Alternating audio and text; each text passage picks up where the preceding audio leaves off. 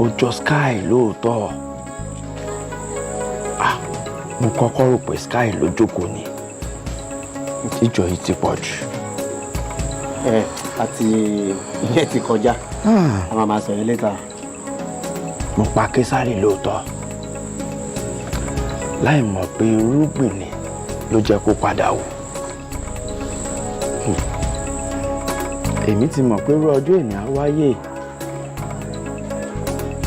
Bí òwe tí babaláwo mi pa fún mi. Wọ́n ní àti kékeré la ti ń pẹ̀ka àrókò. Torí tó bá dàgbà tán, a máa gbẹ́bọ lọ́wọ́ ẹ̀ ni. Adẹ́tẹ̀ ní Sesari kò lè fún wàrà àmọ́ lè dànù. Sesari killed my wife. He killed my only child. He killed my only sibling. Nothing ventured, nothing gained.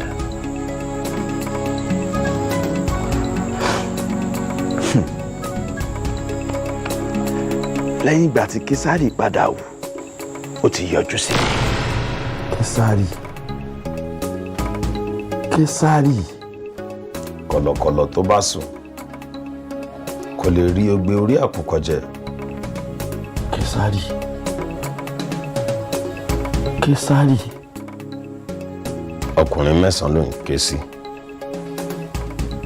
tó yàtọ̀ sọ́kùnrin 4.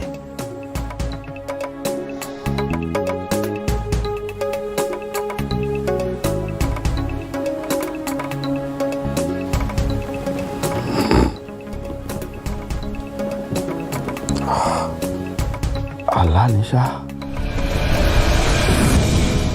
Kì í ṣàlà. Àlàyé ọ̀rọ̀ ni. Yáyọ̀lá aka ẹ̀jẹ̀. Ẹkú lé làkàrà lé. Ẹkú àtìbà òye ẹni tí ń tàjò bọ̀.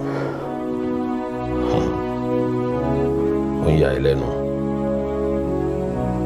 Ojú àtúnrarí. Òwe tí àkàlà pa ń jọ sí. Mo sọ fún ẹ. Mo ní ẹnìkan kì í palẹ̀. Ẹni tó bá lóun fẹ́ palẹ̀ irú wọn nílẹ̀ pa. Mo sọ fún ẹ pé ẹnìkan kì í pọ́mọ́ lágídí. Àtọlẹ̀dọ́lẹ̀ ní tàdán. Tẹ bá lanú àdán kan ẹ tún bá ìmíràn bẹ́ẹ̀. Èmi Sesari ọkùnrin ogun ló ń wò níwájú ẹ yìí kò kí ń ṣàlà. Òní tí mo rí ẹ yìí ló máa fẹ́ jẹ́wẹ́. Sesari. Lákùndàbọ̀. Táwọn ọ̀tẹ́kùn bá rìn tó bá ṣe kòńgẹ́ ẹkùn awúráwo ni. Sesari mo gbà fún ẹ. Mo gbà páfẹ́fẹ́ ni ẹ́. Ẹnìkan ò lè rí ẹnu láyé. Sesari. Iná bá jógi lójọ́pẹ̀ á dọ̀nà sí i. Bójú bá pòkùn tó pọ̀rẹ́ á dátòrì sí i. Sesari mo bẹ̀ ẹ́ jọ̀ọ́ dá mi sí. Mo ti fi iṣẹ́ ọlọ́pàá sílẹ̀. Mi ò ṣe mọ́. Jọ̀ọ́ dá mi sí. Mo gbà fún ẹ Sesari jọ̀ọ́.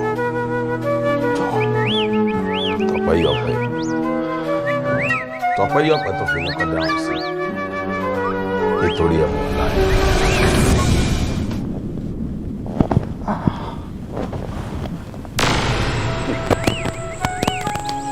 Ṣé wá rí i pé ẹnikẹ́ni tó bá lẹ́mìí ara ẹ̀ lò kò fi ti Sesari fún Sesari. With due respect, sir. Ṣẹ́rí gbogbo ọ̀rọ̀ tẹ́ sọ pátápátá ni mo gbọ́ sà. But èyí tẹ́ sọ last is bullshit. Bullshit ni. Arókùn lè gbóná títí kó má tutù. Ẹni tí ò bá ṣetán láti ṣàṣeyọrí kò lè ṣàṣeyọrí. Sir, what did you just... Sir, with due respect, sir, I'm highly disappointed in you, sir. A decorated officer like you, tí àwa ti sọ di mentor, tá à ń look up to, lẹ́yìn wá suggest pé ká fi Sesari lẹ̀. Who the hell is Sesari? Sesari, a common criminal? Sir, have you suddenly forgotten? Shedi Bagbeli, sir, oath they take to protect and serve the people of this nation. No, it's not going to work. Let me make you a promise, sir. Emi, Babatunde James, BJ, gunshot, Emi Maria and Sesari. It's a promise. It's a promise. My brother, I was stronger than you. Yes. I was an extremely dedicated officer. Àmọ́ sórí gbòǹgbò kan ṣoṣo gbọ́dọ̀ rọ́jò gbọ́n lẹ́pa lẹ́ẹ̀mejì. Yes. Sir, with all due respect, sir, Yorùbá ló ní pé ẹni tó bá mọ̀jú ògùn ló ń pa bẹ̀rẹ̀. We need to end the reign of Sesari once and for all.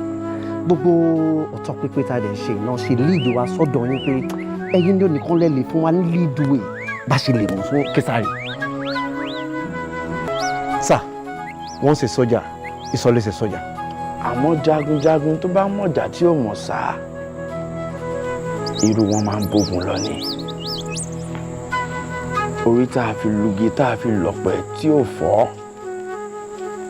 Bá a bá gbèrú orí bẹ́ẹ̀ pamọ́ kò léèwọ̀. Torí náà ẹ fi ti Sesari fún Sesari. Lẹ́yìn torí gbóhùn tó yẹ fún Sesari ó yẹ ká ẹ fi fún un. Àní wọ́n lè nàmọ́ ẹ̀jẹ̀ mọ́ wọn ò bá